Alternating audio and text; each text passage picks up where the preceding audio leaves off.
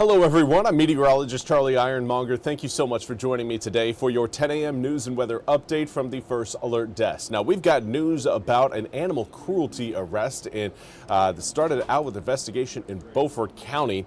On December 22nd, Beaufort County deputies responded to a home in the Aurora Richlands area for a report of a foul odor coming from inside a rental property. That's where a tenant had moved out, according to officials.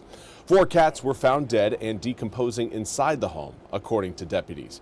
After investigation, officials say 46-year-old Robert Smith III was arrested on December 31st in Pamlico County by the Pamlico County Sheriff's Office with 4 counts of felony animal cruelty.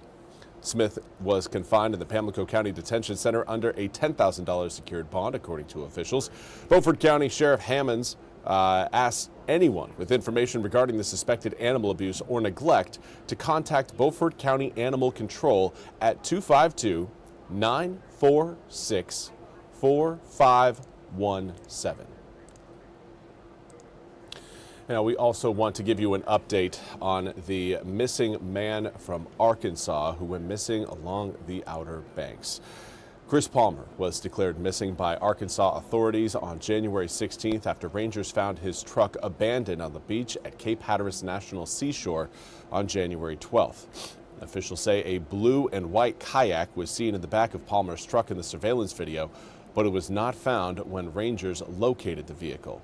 In a social media post this evening, Brent Palmer says they recently learned that the 39-year-old man was facing a terminal illness. His father wrote, quote, "Christopher loved the outdoors and valued his independence. The treatments ahead would have taken much of that away, and he did not want that future for himself." Brent Palmer said personal belongings of his son were found along the coastline, and they believe he perished in the ocean. The family has asked that all active searches for Palmer be ended. And now we also want to highlight a drug arrest in Elizabeth City where a man is being charged with trafficking fentanyl. Elizabeth City police say at around 1:20 p.m. they went to a suspicious person call on Walker Avenue on Friday. After an investigation, they arrested Jalen Spivey for trafficking in fentanyl, possession with intent to sell or deliver cocaine, possession with intent to manufacture, sell, or deliver fentanyl, possession of a firearm by a felon, and possession of drug paraphernalia.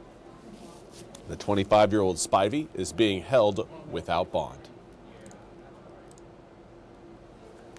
And now for your weather forecast. We are watching the moisture slowly push its way out of eastern North Carolina. Still have some raindrops, though, coming down along really the coast and really over the Pamlico Sound. That's where the majority of the raindrops are currently. But even then, we have seen a lot of drying going on. Not seeing again the same sort of heavier raindrops we had earlier this morning across the east. Right now, these raindrops are struggling to hang on. Going to be gone as we make our way past noon today. Right now, 38 degrees in Washington, comes with a northwesterly breeze at about 8 miles an hour. Air temperatures again in the upper 30s, going to be topping out today in the low 40s. Not going to be getting all that warm today. Plan on again cold air sticking around for pretty much the entirety of this week. Again, as we head through the afternoon, winds out of the north will continue to try to cool us down. It's going to get really effective. That cooling trend that these winds are trying to bring to eastern North Carolina, very effective tonight. In fact, going to be dropping our air temperatures down into the teens as we wake up tomorrow morning. So get ready for a very cold start to your Tuesday. But for today, again, it's going to be cold today. We will see some more sunshine in the afternoon, which is going to be encouraging. Should help warm air temperatures up a few more degrees once that sun starts to break out. But northwesterly winds at around 10 to 15 miles an hour will do what they can to keep us from getting too warm. And then overnight tonight, with clear skies present, we're going to be down into the mid-20s by the time we approach midnight, and again down into the mid-teens as we wake up early tomorrow morning. Get ready again for a chill across the east that could make the bones rattle. Of course, we are going to be seeing very little to no moisture Models trying to bring in, again, maybe a few light snow flurries there along the Albemarle Sound as that system pushes through late tonight to early tomorrow morning, but I'm not putting much stock into that. We certainly won't be seeing any sort of accumulations with that system. But zooming the picture out a little bit further, we can kind of get an idea of what is on the way. Our next system that's going to be dropping air temperatures down yet again. It's going to be coming in on Wednesday. It's that area of low pressure you're seeing up towards Canada. It's going to be driving, again, a lot of that cold Arctic air down into the eastern half of the country.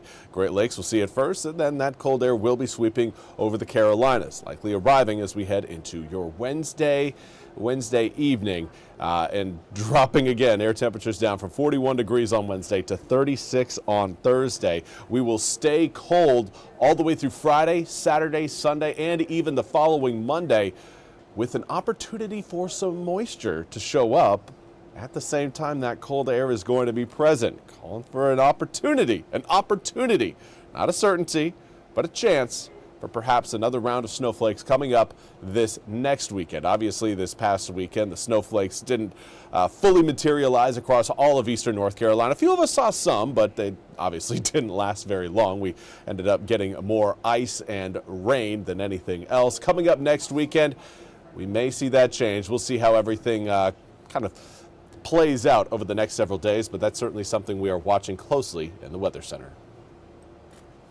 Well, that's all we have time for today's 10 a.m. News and Weather Update from the First Alert Desk. I want to thank you all so much for joining me.